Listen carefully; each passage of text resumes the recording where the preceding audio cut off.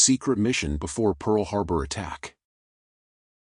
Christopher Creighton was a former secret agent of the British Secret Service.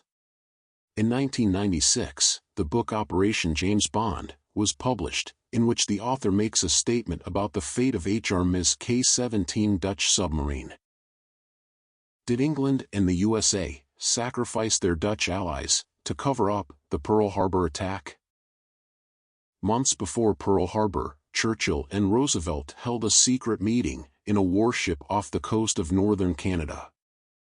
The decision to destroy the submarine was taken when that vessel discovered the Japanese fleet on its way to Pearl Harbor on November 28, 1941. The Dutch commander Lieutenant H.C. Benson immediately sent a coded message to the British Admiralty.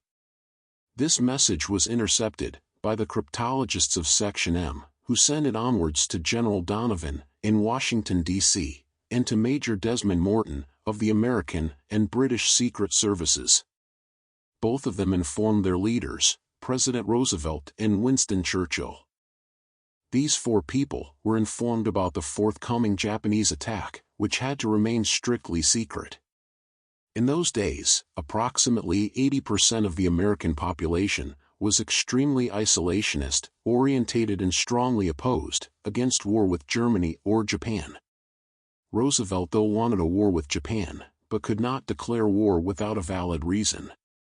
The surprise attack on Pearl Harbor would provide him this reason. India, Australia and New Zealand, these countries were the most important sources for raw materials for the USA. Furthermore, the British needed the support of the Americans very badly in their battle against Germany. The attack had to remain a secret. If that would not be the case, Emperor Hirohito, who insisted that the attack needed to be a complete surprise, would have cancelled the attack. If it would become known that Roosevelt and Churchill had been aware of the Japanese attack on Pearl Harbor and had not acted accordingly, they would have been politically exterminated. The crew of K-17 Dutch submarine had to be silenced. The fate of HMS K-17 Dutch submarine. The submarine did not return from a patrol which she had started under British Naval Command on December 6, 1941. The patrol carried to the South Chinese Sea, east of the mainland of Malaysia. On December 14, 1941, K-17 was warned about a Japanese fleet, which was supposed to be in the area. That was the last time K-17 was seen. Up to December 21, regular radio contact existed between the sub and the Allied Naval Command. As soon as the message of the submarine had been sent, they received the order to return to Singapore. Submarine was not enter into any harbor, and the crew had to abstain from any further messaging about the Japanese fleet. Under the cover name of Lieutenant Paul Hammond, Creighton traveled with a barrack flying boat to the Isle of Wake to the North Marianas. There he boarded K-17 as agreed. Creighton had been given powers of attorney by the British Submarine Services, Admiral M. Horton, the Dutch Naval Authority in London, Admiral Furstner and Queen Wilhelmina. These powers provided him with the authority to issue operational orders to Commander Benson as the Dutch submarine was placed under British operational command. Near one of the smaller Marianas, just south of Pagan, and approximately 800 nautical miles south of Japan, the barrack flying boat unloaded crates into the submarine. The Dutch crew was told that the crates contained Christmas gifts from their colleagues in Great Britain. Most of the crates indeed contained gin, beer, champagne and other Christmas things. But inside one crate, there was cyanide gas, and in two others there were igniters, explosives, and time switches. Creighton waited for a coded radio message.